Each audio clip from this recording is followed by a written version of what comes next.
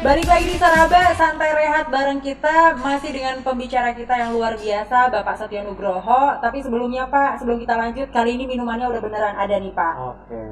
Mana nih minumannya? Mantap. Ini nih yang dari tadi kita tunggu. Oke, mau Mbak di sini minumnya? Di sini. Sehat Saya, nih, Mbak. saya bantu ya. Gravitasinya Terima stabil di kasih, sini. Kiki. Ini Mbak Kiki yang fun fact tadi ya? Iya Mbak. Oh iya, oke. Udah. Udah. Makasih ya Mbak Kiki Thank ya. you, Kiki. Baik Pak, lanjut lagi ngomongin beasiswa luar negeri di Australia nih. Nah, ini tadi karena kita keasikan nih ya Bang Tonggo juga Iya. ya. Kita ngobrolnya gimana sih kehidupan di sana, gimana sih Padahal kita belum sampai sana. itu dia. Padahal kita belum nanya administratifnya nih. Tiketnya ke sana bagaimana gitu. Itu dia, sebelum berangkat ke sana ada hal-hal yang perlu dipersiapkan begitu ya Pak Setio ya. Kira-kira secara administratif Pak, apa aja nih Pak yang perlu dipersiapin sama teman-teman untuk beasiswa ke Australia? Iya. Baik. Pertama kan pengumuman dulu ya tadi ya. Jadi kita harus secara detail syarat-syaratnya apa. Syarat administrasi nih, pertama teman-teman harus melengkapi persyaratan bahasa Inggris itu tadi. Salah satu IELTS. syarat itu IELTS. Kalau dipersyaratkan di waktu daftar biasanya 6 gitu ya untuk syarat daftar, atau sudah punya TOEFL. Kalau TOEFL 500. Jadi AAS ini boleh memberikan TOEFL untuk persyaratan 500, nanti setelahnya kan dididik ya. Jadi syarat administrasi kita sudah bisa nulis kira-kira nanti tema yang akan kita sekolah di sana itu apa gitu. Misalkan kita mau menulis tentang manajemen pengawasan dan sebagainya. Dan jadi setelah syarat administrasi kita daftar, persyaratan, ijazah dan semuanya ada form-form biasa seperti itu. Kemudian yang ditunggu-tunggu banget adalah panggilan. Kalau sudah syarat administrasi masuk, kita masuk selected candidate namanya. Itu dipanggil tuh untuk wawancara. Kalau di wawancara itu biasanya harus kita menguasai banget Pak ya apa Ya. yang kita tulis di Nah, esai intinya kita. gini Tonggo, Dina. Jadi kalau wawancara kita harus tunjukkan bahwa kepada si pemberi beasiswa yang diwakili oleh pewawancara ini bahwa saya itu mendalami ilmu yang akan bermanfaat bagi negeri Indonesia ketika saya pulang. Jadi kita harus bisa meyakinkan ke mereka bahwa kita belajar ilmu yang berguna satu, terus kemudian kita juga bagaimana antusias kita, motivasi kita dan sebagainya itu ditangkap sama mereka. Itu teknik wawancara biasa sehingga kita yakin, karena mereka sebenarnya juga menilai juga, masih nebak-nebak ini anak kira-kira kualifikasi beasiswa selesai enggak ya gitu. Jadi mereka berusaha meyakinkan banget bahwa beasiswa ini tidak salah sasaran, Dina dan Tonggo. Baik, Pak. Jadi Tadi mendengar masalahnya selesai atau tidak itu kadang-kadang kita juga berpikir kan, aduh di sana kalau sudah masuk tertekan nih, apakah harus selesai tepat Iya. waktu atau ada tips dan triknya lagi Pak di sana bagaimana Iya. supaya bisa Selesai on tepat time waktu. lah. Gitu jadi Pak. saya ingin meng-highlight yang untuk dapetin tiketnya tadi ya. Jadi sebelum saya menjawab di sananya nanti, jadi mulai sekarang, jadi pertama perdalam bahasa Inggris ya. Jadi kalau perlu teman-teman milenial ini beruntung loh, apa dengan adanya YouTube semua tersaji. Di zaman saya tahun 90-an, saya berangkat 99 pulang 2000, itu nggak ada YouTube, internet juga masih belum begitu marak, baru 2000-an di sana. Itu saya nyetel TV yang film-film luar negeri, film barat. Terus saya pakai lakban, kan ada teksnya tuh terjemahannya. Oh, iya, Saya betul, tutup Pak. pakai lakban begitu. Waktu Latihan awal sekali subtitle ini nggak ngomong bener. apa, tapi lama-lama ngerti juga. Jadi saya tutup. Jadi Boleh tuh, Pak. biasakan sekarang itu maksudnya usaha ya. Jadi terus kebetulan saya kan di Jogja, ada bule gitu, ya sok kenal sok akrab aja ngobrol dari sisi speakingnya gitu. Jadi itu yang langkah-langkah. Jadi teman-teman sebetulnya dengan tip tadi sedang menaiki tangga untuk mendapatkan beasiswa itu. Terus kemudian hubungi universitas-universitas yang dibidik. Jadi kan ada mereka punya website, cerita aja. Email pertama kan perkenalan, saya Dina, saya Tongko, saya adalah pegawai BPKP, saya sedang menduduki auditor, saya ingin mendalami ini adakah tema-tema bla bla. Jadi komunikasi itu menjadi added value kepada si pewawancara. Saya sudah bahkan untuk yang master, untuk S2 nih pastinya nih masih pada S1 nih, lihat wajahnya masih unyu begini. Muda-muda ya Pak. Masih muda-muda. Jadi Makanya, Pak. pastinya S2 ya. Jadi pada saat nyari S2 itu ada 3 master coursework, cuma sekolah saja, jadi hanya setahun setengah atau 2 tahun itu hanya coursework, jadi kayak sekolah aja, jadi nggak ada nulis apa. Kemudian yang kedua master by project, jadi ada project nulis sekitar 18.000 kata, yaitu mungkin bisa 30 halaman dan sebagainya, kayak paper kecil gitu. Terus yang cukup berat master by research, kayak research itu seperti S3 tapi research. Jadi dengan komunikasi kita email kita tunjukkan kepada si pewawancara, ya saya sudah diterima loh, bahkan bisa begitu, diterima secara administrasi. Mereka juga tahu kok kita sedang mencari hunting beasiswa, tapi kita sudah komunikasi dengan mereka. Lakukan itu, jadi tema apa dan sebagainya, itu membantu sekali nanti pada saat kalau bisa wawancara. Jadi saya bisa pastikan teman-teman yang nyari AAS itu kalau sudah dipanggil di wawancara itu udah tinggal Selangkah lagi mungkin Pak ya? sedikit lagi gitu, sedikit banget, karena dia namanya selected candidate, dia nggak mau banyak-banyak gitu, jadi kansnya gede banget. Kecuali ada teman satu gagal tuh karena memang pada saat wawancara dia nggak yakin dengan dia bisa selesai enggak, dia nggak bisa menunjukkan entusiasmenya gitu. Jadi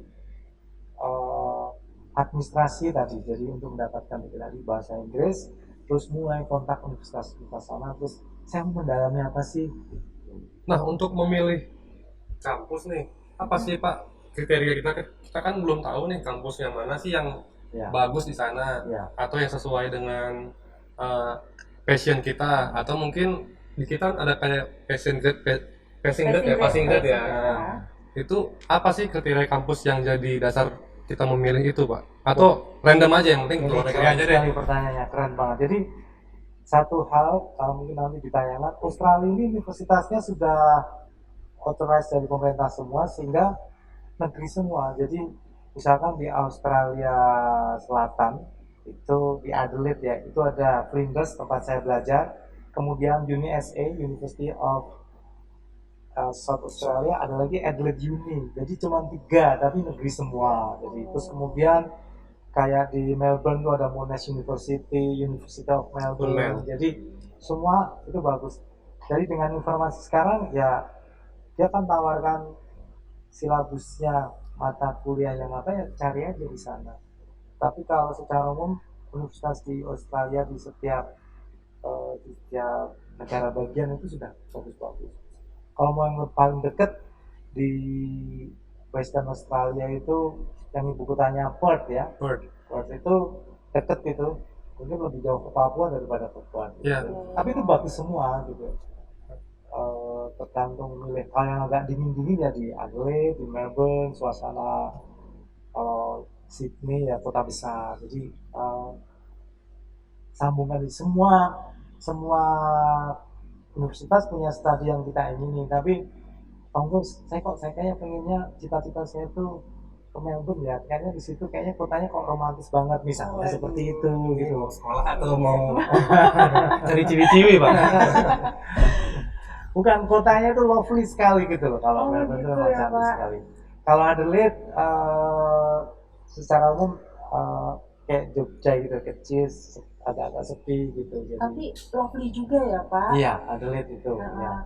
Karena kalau kayak Jogja, bayangan saya kan Jogja lovely banget Iya, nih Pak. iya. Jadi Kode ya. enggak, kasus kalau Jakarta itu Sydney lah. Gitu. Oh, baik Pak. Baik Pak. Kalau tadi secara administratif udah Pak Setio udah kasih tahu gimana tips and trick, apalagi memang kendala terbesar mungkin dalam bahasa Inggris begitu ya Pak. Iya. Tadi Bapak sudah kasih tahu tips and triknya. Sudah diterima nih Pak di Iya. universitas yang kita idam-idamkan di Australia. Nah, kan ada batas waktu nih Pak untuk Ya, studi, kami ya. melaksanakan studi di sana. Kira-kira gimana nih Pak? Kan kadang-kadang kalau saya nih, aduh takut nih nggak lulus, apalagi mungkin teman-teman di sana, apalagi dengan bahasanya yang memang kita belajar Pak bahasa Inggris, tapi kan ketika dosen ngajar nih, Blank. aduh bingung sendiri, kaget gitu kan, ternyata waktu diajarin dalam bahasa Inggris gini, itu gimana tuh Pak? Ada nggak ketakutan mungkin buat kami nantinya bisa nggak lulus gitu, atau tips dan triknya untuk bisa lulus tepat waktu apa Ya. aja nih Pak? Bagus pertanyaannya, dan memang teman-teman kalau menanyakan itu wajar, jadi kekhawatiran itu. Tapi secara empiris, secara fakta dari teman-teman yang ini semuanya rata-rata lulus. Jadi karena memang sudah terpilih ya. Jadi ada 1-2 kasus yang nggak lulus itu biasanya karena kesehatan. Oleh sebab itu di sana juga yang suka olahraga oksigen membuncah ya, abundantly. Jadi olahraga, jaga kehidupan berimbang gitu ya. Jadi pengalaman empiris ada satu yang karena sakit jadi nggak bisa. Terus kemudian ada satu, nah ini nih tadi saya kan sudah sharing tentang casual job tadi ya. Oh, Ada iya, Pak. temen yang gagal gara-gara kasihkan kerja yang casual job Waduh. tadi itu. Jadi Jadi padahal sudah fokusnya bergeser. bergeser. Padahal itu maunya kan untuk hiburan kan. Ini juga jadi kasihkan di sana. Jadi karena pada saat libur itu kita bisa bekerja lebih banyak lagi. Seperti misalkan nih saya libur, saya ke farming anggur, kebunan anggur, metik anggur gitu. Jadi seru banget lah. Jadi karena memang panas, jadi saya pakai topi yang besar sekali itu, jadi biar nggak panas, pakai kaos tangan dan sebagainya. Tapi itu untuk hiburan, kan libur. Terus kemudian kalau casual job ya ambil aja kalau memang mau aman, weekend kan bisa gitu. Jadi kembali ke pertanyaan tadi, nggak usah khawatir, pasti bisa. Apalagi kalau di master yang 3 tadi ya, master coursework itu kan kuliah biasa, kemudian by project itu hanya tulisan project kecil.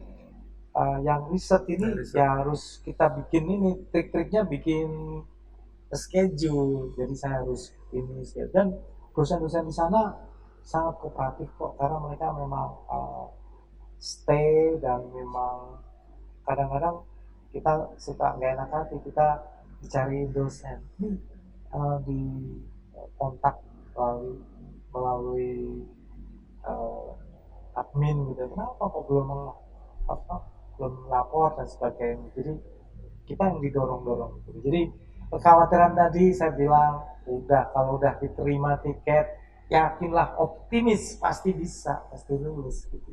Soal bahasanya ada cerita lucu nih, memang pada saat kita awal-awal ada banyak slang-slang Australia tuh terkenal slangnya, dan juga terkenal matering itu ngomong tapi nggak buka mulut, jadi ngomong ini yang susah apalagi, tapi itu justru kita tahu Hawaya gitu gitu. kan. Hawaya. Di bahasa ya itu Hawaya terus Apa gitu mereka tahu yang mana seperti iya.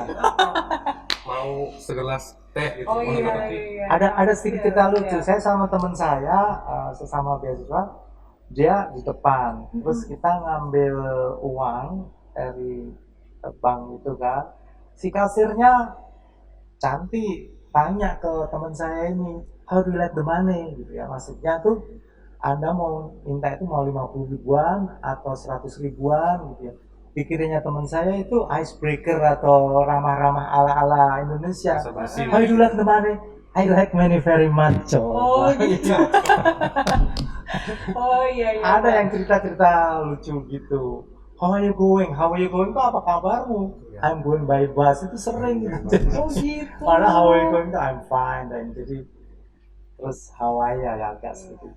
Tapi itu kan slang-slang yang sebulan juga kita sudah Bisa paham sudah mungkin, bisa Pak. paham. Makanya ini ada trik lagi nih, boleh ya? Jadi Boleh, kalau boleh, sebenarnya- Pak. Semuanya jadi boleh, Pak. kalau teman-teman ke sana memang kalau mau lebih lancar bahasa Inggris ya bisa sharing cost dengan teman sesama kuliah yang di sana yang Western culture gitu. Jadi terus kemudian bisa juga ada kayak asrama gitu, asrama Flinders Medical Center itu saya di situ tak kayak asrama.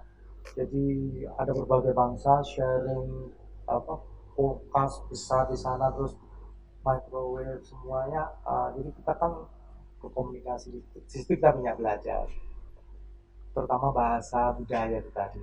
Ya kalaupun toh memang mau misalkan 2 tahun mau awal-awal mau mencicipi dengan budaya mereka ya itu. Tapi kalau memang awal-awal pengen sama dengan teman-teman Indonesia ya bisa juga. Tapi mungkin nggak segera cepat gitu ya. Jadi ada teman saya orang Manado memang benar ya sekolah di itu. Cuman karena dia banyak ngumpul sama orang Jawa, jadi ke Australia bukan pinter bahasa Inggris tapi Bisa Jawa, bisa ya? Jawa. Pak. Gitu, iya. Oh gitu. Nggak ini Nilai semua tambah. orang tapi memang bener ya. Jadi kalau kita terpaksa. Tapi di sana ada PPIA yang saya sampaikan tadi itu, Perhimpunan Pelajar Indonesia Australia, itu sangat menolong. Jadi kalau kita unek atau suntuk dan sebagainya, kita ada kok barbeque gitu ya, bakar-bakaran. Mungkin sebulan atau 2 bulan sekali itu kita bisa cerita, sharing dan sebagainya. Ada tuh saat-saat lelah, suntuk ada juga seperti itu. Tapi saat ketemu dicas lagi. Ini pasti kayaknya kalau ketemu PPIA di Australia kita Ya. bisa ketemu nasi lagi mungkin ya. Kan Oh, kita iya. kadang-kadang nyari nasi susah mungkin Pak ya di Iya sana Pak benar ya. tuh Pak. Enggak, kalau di Australia gampang. Oh, masih Oh gampang, masih Pak, ya? gampang. Kalau Masih Chinese food di mana-mana dan sebagainya. Jadi dia Western tapi karena toko-toko pasar-pasar di sana di Adelaide saya ini masih itu Tuan Pat itu jual Indomie, jual semuanya ada semua. Tapi mungkin harganya mungkin memang lebih mahal. Ya, Ya, jangan Pak. dikuruskan aja. Oh iya. Kalau mau makan makan aja, jangan Jangan dulu. dihitung-hitungin. Jangan dihitung. Ya, Nanti nggak makan. Kan soalnya yang Stephen kita dana yang kita terima per 2 mingguan itu kan cukup. cukup ya Pak. Cukup ya dengan. Apalagi kalau Gak misalnya akan tadi kurus lah ditambah- kita di sana. nggak akan kurus Pak. Apalagi kalau misalnya mungkin tadi sambil part time tadi ya Pak Ya, kerja sampingan juga. liburan sampingan ya. Baik. Baik. Kita nanti bakal lanjut lagi nih Bang Kongga tanya-tanyanya karena masih ada pertanyaan-pertanyaan yang nggak kalah penting. Tapi Pak, kita mau ngelanjutin dulu nih fun fact yang tadi. Oke, silakan. Siap. Ini dia fun fact-nya.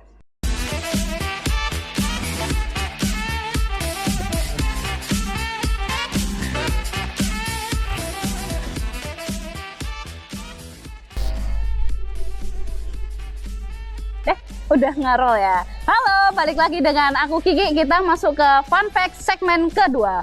Fact selanjutnya nih mengenai buat kamu-kamu yang kaum rebahan yang gampang kedinginan kayak aku ini, jangan khawatir karena negara Australia menjadi tempat yang pas banget untuk kita kuliah. Kenapa? Karena cuaca di sana hampir sama kayak cuaca di Indonesia.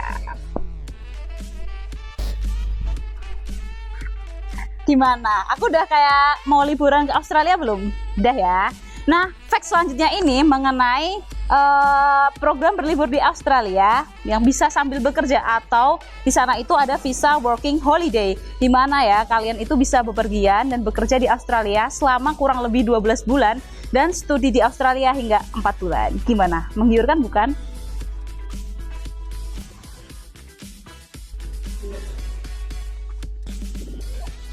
Halo, fun fact yang ketiga ini mengenai estimasi living cost mahasiswa buat di Australia.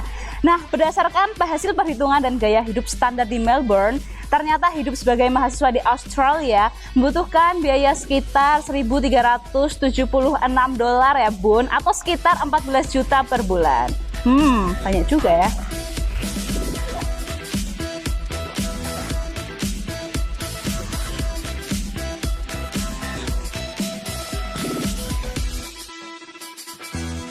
Masih di Saraba santai rehat bareng kita. Ini dia pertanyaan yang juga nggak kalah penting tuh sampai belibet nih Pak Setio.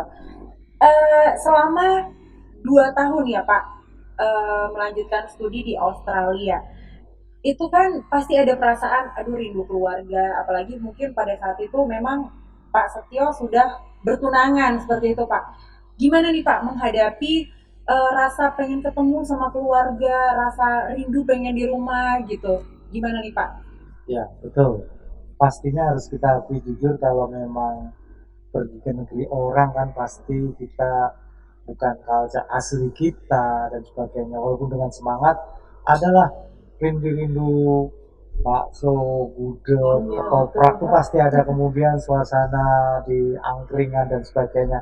Nah, pada saat homesick itu kebetulan bukan peristiwa terpisah. Biasanya pada saat homesick itu lagi tekanan studi lagi tinggi dan sebagainya, justru sebenarnya seperti itu. Jadi saat itu yang seperti saya sampaikan tadi, bisa ke PPIA, ketemu teman atau sahabat, dan hobi. Jadi kembangkan hobi, misalkan yang hobinya jalan ya sudah ke suburb gitu. Suburb itu kayak kota kecil kecamatan, di sana kita bisa melakukan sesuatu yang berbeda untuk sejenak uh, menghilangin homesickness kita itu. Nah, yang paling pengalaman saya itu bukan hanya homesick, kayak kita tertekan banget, jadi kayak tekanan psikis gitu ya. Itu juga pada saat-saat mau ujian, biasanya mau deadline. Saya master by coursework ya, jadi tulisan project. Jadi ada tekanan seperti itu, saya bayangkannya itu tekanan psikis ya. Jadi kayak saya itu kayak di dalam air, tapi kayaknya megap-megap rasanya. Aduh, jadi kayaknya makan banget. Nah, di situ saya juga ke hobi dan juga kemudian ketemu teman, sharing dan sebagainya, itu akan terus berkurang. Terus kembali kita ingat lagi motivasi kita untuk menyelesaikan itu. Tapi pastinya ada, dan itu tip-tipnya. Atau bisa juga nelpon, kan sudah ada telepon, apalagi sekarang di era ini sudah ada video call dan sebagainya. Itu pasti sangat menolong. Oke Pak, kalau misalnya kayak saya nih yang sudah berkeluarga, nah boleh nggak sih kita bawa keluarga beserta anak mungkin Pak ya ke tempat kita Iya. kuliah di Australia misalnya? Terima kasih Tombol. Jadi kalau sudah berkeluarga, kalau sudah berkeluarga memang sebaiknya ngajak, dan Australia memfasilitasi itu. Hanya saja yang jaminannya kan tentu saja berarti bertiga atau Iya. berapa, tapi itu nanti kan kembali. Tapi memang memfasilitasi seperti uang untuk yang single dibedakan dengan uang yang berkeluarga, walaupun ada selisihnya itu. Dan juga kalau spouse kita atau pasangan kita itu ikut, jadi bisa bekerja tidak hanya tes job. Dari pengalaman kemarin, teman-teman orang Indonesia yang istrinya datang, rata-rata istrinya itu kerja di mete jamur, jadi dia bisa kerja 8 jam, ada visanya, di permit untuk bekerja lama. Berarti istilahnya Australia terbuka lah ya untuk Terbuka, menerima betul. keluarga dari sangat dan mahasiswa. sebaiknya diajak juga, karena itu tadi supaya mendukung kelancaran studi. Baik. Nah, ini dia nih Pak, menghadapi masa pandemi seperti ini. Mungkin ini adalah pertanyaan yang cukup penting di saat-saat seperti ini. Dan ini pertanyaan terakhir Pak, bagaimana di masa pandemi ini teman-teman yang ingin berkuliah ke luar negeri, khususnya ke Australia? Karena kita tahu juga Pak, penerbangan mungkin tidak diperbolehkan ke negara-negara tertentu seperti itu. Dan seperti yang Pak Setio bilang tadi, kalau dulu kan bisa bekerja ya Pak, mungkin saat itu belum ada masa pandemi seperti ini, begitu Pak? Terbatas kali ya. Iya. Nah, bagaimana tuh Pak kalau di saat-saat pandemi seperti ini? Oke. Pandemi bagian pertama untuk bisa berangkat atau tidak, ini ada pengalaman Dr. Dona yang ada di BPKB Sulawesi Utara ini. Kan beliau dapat beasiswa S3 di Australia juga ini nanti. Jadi dia ada mengalami penundaan, sudah 2 kali penundaan. Artinya harusnya berangkat Juni 2020 ditunda menjadi Januari 2021, ditunda lagi. Nah ini sudah fix dan mengerucut Juli ini berangkat. Artinya untuk tetap berangkat. Karena kebijakan grant ya, hibah AAS ini tetap diberikan. Jadi artinya kebijakan itu tidak berhenti gara-gara pandemi ini. Cuman memang kemungkinan besar yang berangkat Juni itu dengan melakukan syarat-syarat seperti misalkan dia PCR dan sebagainya, terus ada karantina 2 minggu di sana dulu. Sebelum itu ada syarat yang harus dilakukan. Seperti Inggris, ada teman saya juga bisa kok penerbangan di beberapa negara, tapi mereka dikarantina dulu untuk meyakinkan bahwa memang tidak ada pembawa penyakit COVID dan sebagainya itu. Jadi kalau untuk tahap bagian yang pertama mengenai pandemi ini, daftar aja karena kebijakan tetap ada, dan semoga Juni ini kita lihat betul-betul berangkat. Artinya tetap aja, jangan nggak usah khawatir dapat beasiswa luar negeri tapi online saja, bohong itu. Jadi ini menjadi sebuah kepercayaan bahwa tetap berangkat kok, cuma mungkin tadi kemarin penundaan karena eranya sekarang kan sudah ada vaksin, kemudian normal dan sebagainya. Dan Australia kalau dari data termasuk yang hijau gitu, tidak kalau New Zealand tadi, kalau sebelum menjawab yang pandemi yang bekerja tadi, saya keingetan kalau nggak Australia, New Zealand juga memberikan beasiswa semacam itu, cuma agak lebih jauh dikit dan lebih dingin lagi, dan ada salju di sana, lebih dingin, lebih jauh dan lebih nyebrang lagi. Silakan aja, mereka juga mirip-mirip gitu. Dulu namanya NZODA ya, New Zealand scholarship itu. Saya lihat ada juga. Nah kembali ke yang pandemi nanti, casual job dan sebagainya, kan ada tuh casual job yang bisa protokol, kan ada proper koran, nganter, kemudian menjemput paket dan sebagainya, kan masih bisa. Cleaning juga, waktu cleaning kan kosong tempatnya dan sebagainya. Yang mungkin pekerjaan yang berkontak itu mungkin yang seperti yang saya tadi, mendampingi anak dan baby itu mungkin kurangi mungkin agak tidak ya, kecuali kita mungkin ada prosedur apa dan sebagainya. Tapi secara umum berjalan kok kalau kita melihat. Jadi untuk pandemi berangkat atau tidak, terus kemudian pandemi di sana, saya kira nggak usah terlalu dikhawatirkan banget. Yang paling khawatir itu bagaimana bisa dapat tiketnya. Nggak usah mikirin pandemi, pikirin aja dulu tiketnya ya, gitu. Itu dia, tiket dan lain-lain itu bisa kita dapatkan. Oh ya, nanti kita setelah dapat lulus ya, setelah wawancara kita ada pengumuman. Kalau yang pengumuman diterima itu suratnya udah bisa ditebak, tebel dia yang dari wawancara itu, tebel. Jadi itu ada yang perlu ditanda tangan. Tapi kalau suratnya tipis, ya dapat surat juga. Dengan amat sangat menyesal, Anda belum beruntung gitu. Coba lagi. Nah, soal coba lagi, coba terus. Nanti mungkin di bagian terakhir nanti kalau closing remark ya, kalau ada kesempatan. Saya kira yang pandemi tadi seperti itu. Baik Pak, berarti pada dasarnya sebenarnya kaum milenial nggak perlu khawatir ya Pak untuk adanya masa pandemi seperti ini, bisa tetap kuliah ke luar negeri. Oke, itu aja mungkin. Bang Tomo masih ada yang mau ditanya lagi nggak nih? Kayaknya semua kegelisahan kita ini sudah mulai terjawab oleh Pak Setio. Sudah mulai nambah semangat jadinya. Jadi udah fix ya kuliah ke Australia ini ya? Setelah tinggal kita siapkan semua, langsung ujian.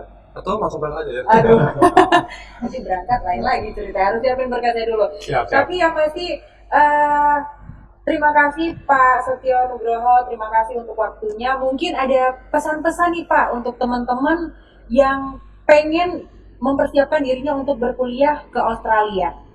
Oke, terima kasih untuk kesempatan ini. Saya yakin apa yang saya sampaikan ini tidak hanya untuk milenial di BPKB saja, tapi teman-teman milenial yang sudah nonton terakhir sudah 9.000 berapa kita tuh? 9.876 Oke ya Pak. sekitar tuh mungkin 5 menit mungkin 5 menit lagi tembus 10.000.